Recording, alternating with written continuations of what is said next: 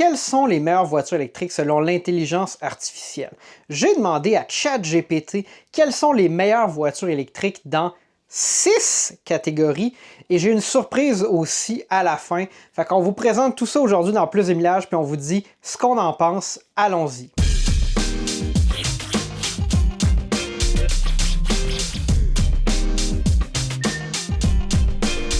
J'ai donc demandé à ChatGPT de me dire quelles sont les meilleures voitures électriques, parce que c'est un peu dans l'air du temps d'utiliser l'intelligence artificielle, puis j'étais un peu curieux de vous amener un podcast un peu léger, puis je vais vous dire aussi ce que je pense de ces voitures-là. Donc on va avoir 6 catégories que sont les voitures compactes électriques, les VUS compacts électriques, les VUS intermédiaires électriques, les voitures sport, les voitures de luxe et une catégorie pour les VUS hybrides branchables. Et puis on va avoir une petite surprise pour la fin, je vais demander à Grok, l'intelligence artificielle de xAI, qui est une entreprise démarrée par Elon Musk, de nous dire quels sont les meilleurs choix selon lui. On va voir s'il est biaisé, mais j'ai pas encore fait l'exercice, on va le faire en live dans la vidéo pour maintenir la surprise. Donc on va commencer par la catégorie des voitures compactes électriques. Ça serait la catégorie, par exemple, de la Tesla Model 3. Donc, j'ai demandé à l'IA de me donner 3 voitures par catégorie et de me dire en 1 à 2 phrases pourquoi cette voiture-là mérite sa position. Donc, dans les voitures compactes électriques en 3e place, nous avons la Hyundai Ioniq 6. Pourquoi?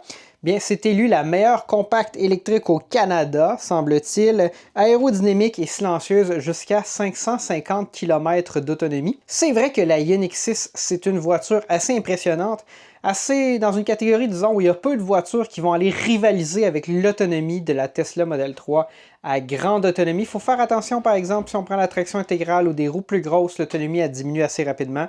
Mais voiture aux performances assez impressionnantes, ça va chercher moins de gens que le Ioniq 5 en format un peu plus VUS familial, plus pratique, mais on va chercher beaucoup d'autonomie. Puis maintenant, avec les Ioniq 5 là, qui sont révisés, qui a un V6 aussi avec plus d'autonomie, on va voir quelle place conservera le Ioniq 6. En 2e place, Tesla Model 3 Highland, donc améliorée là, pour, on dit pour 2025, mais en fait c'est pour 2024.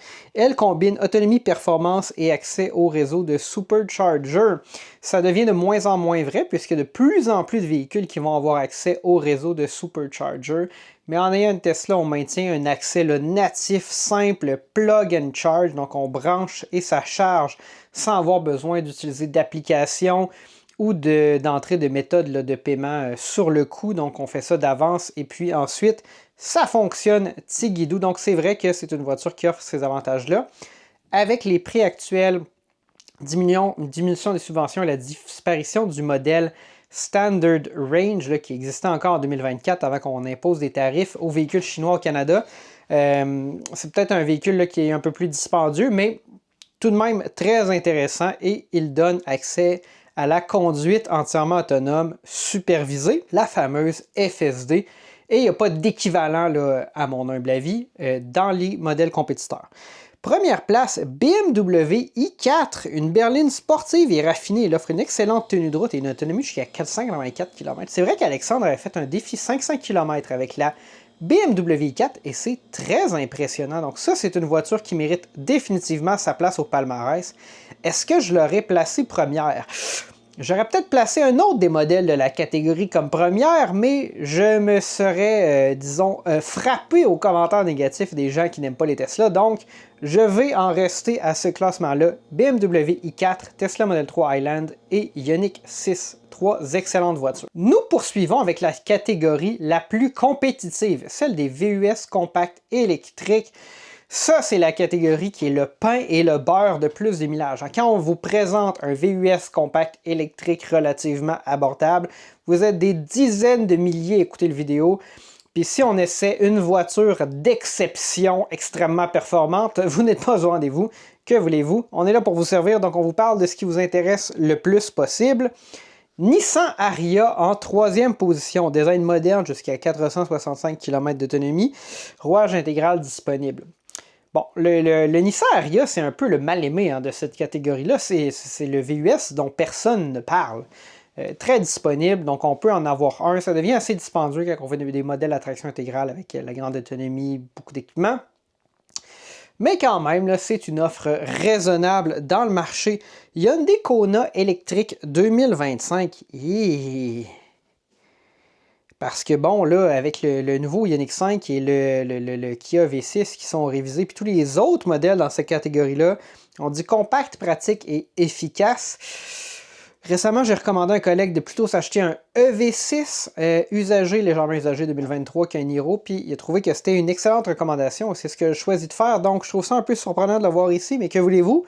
C'est les résultats de l'IA. Et en première position, Chevrolet Equinox EV, nouveau venu et abordable jusqu'à 513 km d'autonomie. C'est vrai que nous avons l'abordabilité, définitivement, l'un des VUS compacts électriques les moins dispendieux sur le marché.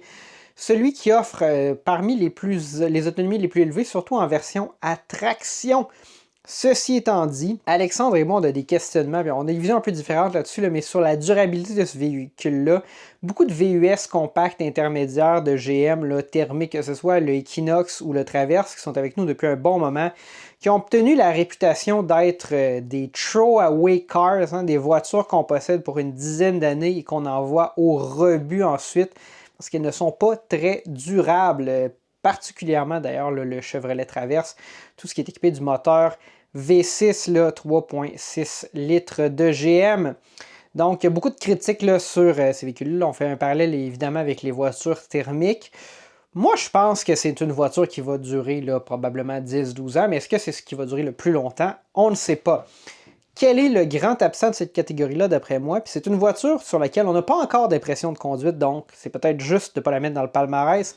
Mais le tout nouveau BZ, ou plutôt la version révisée du BZ4X qui nous arrive sous le nom de BZ, avec plus d'autonomie, meilleure recharge rapide, un port NACS, bref, on arrive avec Toyota essentiellement résolu, ou semble avoir résolu là, toutes les plaintes et les problèmes qui étaient associés au BZ4X.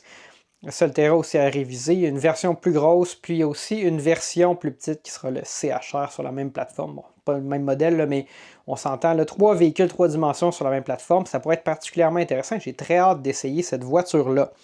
Donc, est-ce que je suis d'accord avec ces résultats-là? Le grand absent, c'est le Tesla Model Y. Le Chevrolet Equinox, c'est une voiture qui a connu énormément de succès.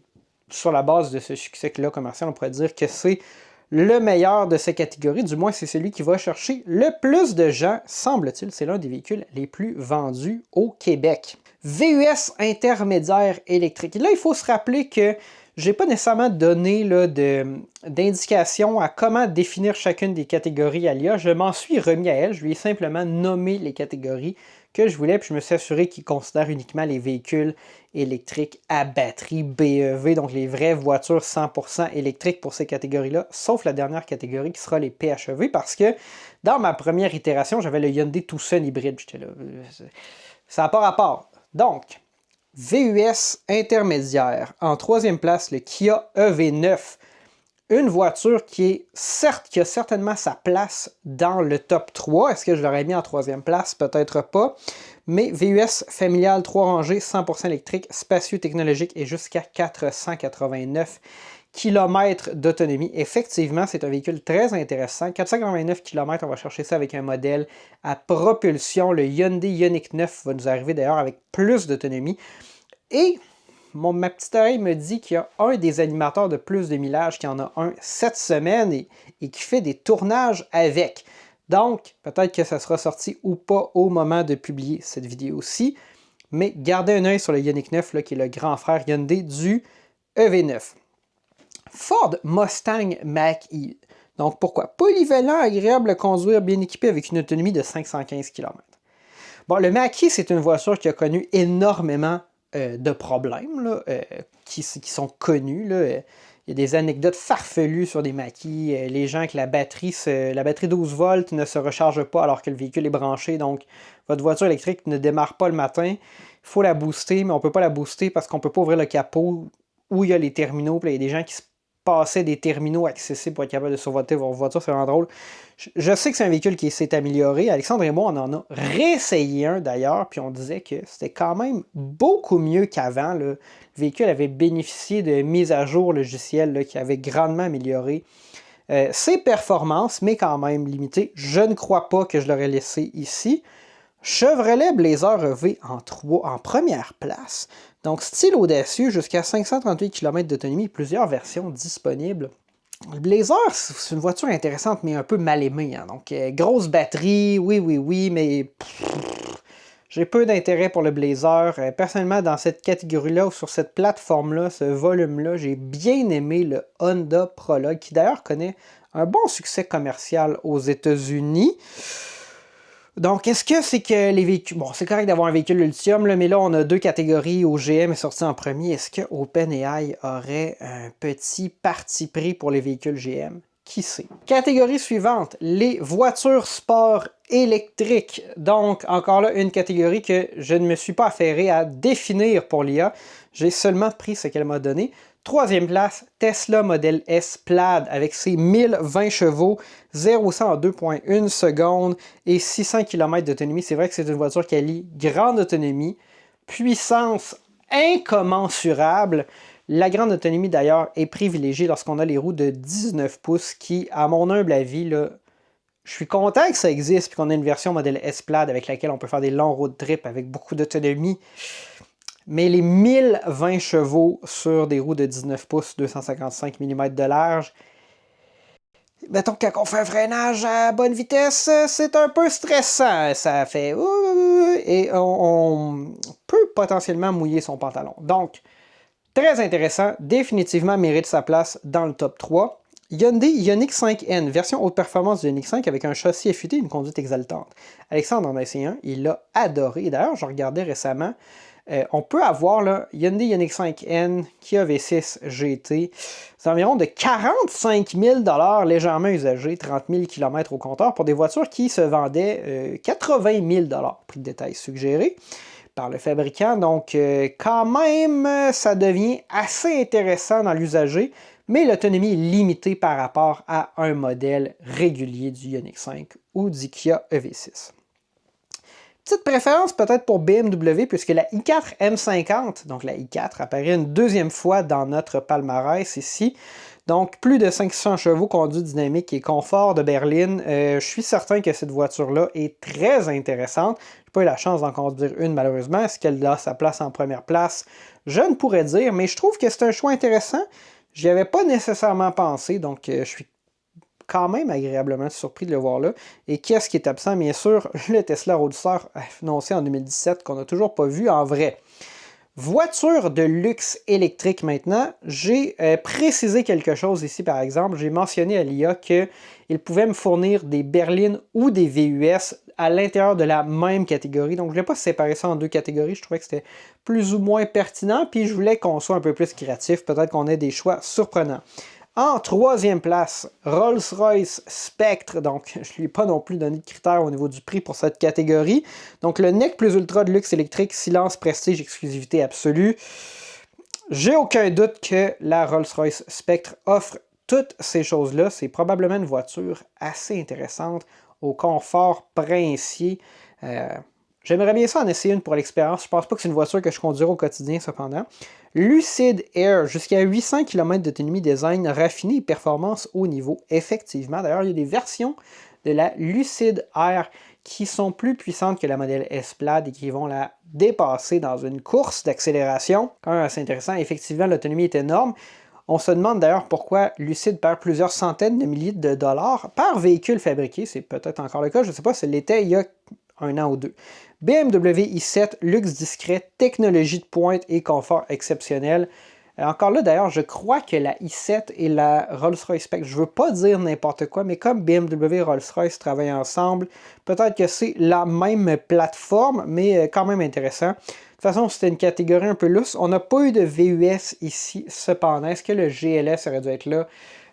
J'aurais eu tendance à y voir le Mercedes classe G électrique, le G580 entièrement électrique, qui est probablement là, une voiture assez intéressante à conduire au quotidien comme voiture électrique de luxe. Maintenant, notre dernière catégorie avant la catégorie spéciale, les VUS hybrides rechargeables, donc PHEV. Là ici, j'ai précisé quand même une catégorie où il y a peu de modèles, mais très populaire au Québec, donc il fallait que je le mentionne. Et d'ailleurs, j'ai une voiture hybride branchable, le Outlander PHEV se trouve-t-il dans la liste? On va voir. RAV4 Prime, donc en 3e position, jusqu'à 68 km d'autonomie électrique. Fiabilité Toyota très populaire au Québec, effectivement, très populaire. D'ailleurs, pour 2026, le RAV4 Prime ou PHEV, on ne sait pas s'il va s'appeler Prime, va toujours être produit au Japon. Donc, malheureusement, il ne sera pas produit au Canada. On a quand même 2 usines de RAV4 au Canada. Il y a une usine aux États-Unis. Il y a une usine qui les produit au Japon. Mais bon, malheureusement, les PHEV seront produits au Japon. Il y aura quand même là, toutes les versions qui seront hybrides de base. Donc, il n'y a pas de version purement thermique du RAV4. Donc ça, c'est il y a certainement sa place dans le top 3. C'est la disponibilité là, qui est problématique. Il y a des gens d'ailleurs qui veulent s'en commander un 2026 et se disent est-ce que je pourrais négocier? Là, je voyais ça passer dans des commentaires récemment. D'après moi, vous ne pourrez pas négocier. Je suis pas mal certain que le nouveau RAV4 hybride branchable sera aussi là, en attente sur des longues files d'attente de commandes là, pendant un bon moment. Outlander PHEV en 2e place, véhicule très disponible, aux performances adéquates. Pour 2025, on a toujours le même là, que l'année dernière, 2024, mais en Europe ou dans certains autres marchés, une version révisée là, qui amène un peu plus d'autonomie, mais surtout là, une capacité de décharge de la batterie qui est plus élevée, ce qui permet d'avoir plus de puissance électrique, plus de couple. On amène la puissance totale aux environs de 300 chevaux. J'aimerais bien faire l'essai de ce véhicule-là, éventuellement, voir s'il y a beaucoup de différence avec mon véhicule. C'est la même génération du Outlander, mais on a un système électrique là, branchable révisé. Hyundai Tucson PHEV en première place, jusqu'à 53 km d'autonomie électrique, bon espace intérieur et garantie généreuse. Je ne sais pas trop ce que ça fait là, parce que on n'en voit pas sur la route. Des véhicules Hyundai et Kia hybrides branchables, c'est des véhicules qui, en théorie, existent, mais qu'on voit à peu près jamais. D'ailleurs, la Santa Fe n'est plus disponible en version hybride branchable. Les Sorento hybrides branchables, il y a des années entières qui ont été sautées. Il y a des gens que je connais qui ont attendu plus d'1 an alors qu'ils étaient premiers sur la liste d'attente d'un concessionnaire, il n'y avait juste aucune livraison. Donc, voilà. Nous allons maintenant passer à la dernière catégorie. Donc, je vais ouvrir X et puis aller dans la catégorie, ou plutôt dans l'icône Grok. Donc ça, c'est l'intelligence artificielle de xAI, entreprise fondée par Elon Musk. Est-ce qu'il va nous recommander des Tesla? Donc, nous allons lui demander quelles sont les 3 meilleures voitures électriques disponibles au Canada. Voilà. Ça lui prend un peu de temps à répondre, il faut qu'il réfléchisse, hein? Bon, donc, on va le laisser répondre, puis je vais revenir en arrière, là, parce que vous allez trouver le choix numéro 1 qui est quand même drôle. Donc, Hyundai Ioniq 6 en 3e place. Ce modèle se distingue par son autonomie, design élégant, une technologie de pointe. Il me dit à partir de 37 750 CAD. Selon les sources en dollars US ajustés pour le Canada, ouais, ça coûte plus cher que ça. 2e place, Chevrolet Bolt EV, une voiture qui n'est plus vendue, qui sera revendue bientôt, mais qui n'est plus vendue. Puis là, on nous mentionne encore des choix, des prix qui font aucun sens, parce qu'ils considèrent le 12 000 de subvention. Vraiment, là, Grok n'est pas à jour. Donc, c'est peut-être un modèle là, qui a été entraîné il y a un certain temps. Et modèle Y en première place, bien sûr. Hein, l'éléphant sort de la pièce. Donc, première place, c'est le véhicule électrique le plus vendu au Québec en 2024 avec 29 890 unités. Il offre une autonomie impressionnante, jusqu'à 500 km, accès au réseau de recharge, blablabla, à partir de 49 990 CAD, non admissible aux rabais fédéraux pour certaines versions. Grok nous dit un peu n'importe quoi, il mélange aussi beaucoup de choses, puis en ce moment le prix c'est comme 85 000 84 990 pour un modèle Y avec le prix avec tarif, là. Donc il dit un peu n'importe quoi et il y a définitivement une préférence pour Tesla. Donc ça conclut notre petit épisode. On a ri un peu à la fin, là, mais fondamentalement moi ce que je voulais voir c'était quelles sont les meilleures voitures. Est-ce que l'IA a une opinion intéressante sur les meilleures voitures électriques? Puis dans certains cas, on avait eu un peu des surprises, mais quand même des choses assez intéressantes. On voit que les modèles GM et BMW, la i4 spécialement, apparaissaient élevés dans les palmarès. Les modèles aussi de Hyundai arrivaient. Puis on avait des modèles Tesla. Ça reste Bon, parmi les modèles qu'on a discutés, là, certains des plus populaires sur le marché, donc assez intéressant. Mais on voit que les réponses étaient plus ou moins à jour, ou du moins, elles ne considéraient définitivement pas les nouvelles versions à venir de ces véhicules-là qui ont déjà été annoncées, et dans certains cas, là, ne considéraient pas les modèles disponibles aujourd'hui, 2025, entre autres, on n'avait pas de mention du port NACS, de l'accès au réseau de Supercharger par de nouveaux véhicules. Chose à préciser importante aussi, les véhicules qui ne sont pas Tesla, qui ont accès au réseau de Supercharger, généralement, le prix ou le coût de revient de l'électricité au kilowattheure sera plus élevé que si vous aviez une Tesla. Donc, c'est pas la mer à boire, là, on va payer aux environs 60 sous au lieu de peut-être 40 sous là, le kilowattheure. Fait que chose à considérer. Fait que c'était un petit podcast de plus de millage. On est revenu un peu en arrière, commencer à faire des podcasts comme celui-ci. Je pense que c'est quand même un format là, qui vous intéresse et que vous aimez bien. On a de plus en plus accès à des voitures de presse, des événements, ce genre de choses-là. Mais on sait que voiture électrique, plutôt abordable, c'est les sujets qui vont vous chercher le plus. Si vous voulez en savoir plus ou s'il y a des modèles à venir dont vous aimeriez entendre parler, écrivez-le moi dans les commentaires. S'il y a une question que vous aimeriez que je pose à l'IA et que je vous présente dans une vidéo, écrivez-le moi aussi dans les commentaires. Laissez un petit j'aime. Abonnez-vous si vous n'êtes pas abonné. Puis on se dit à la prochaine.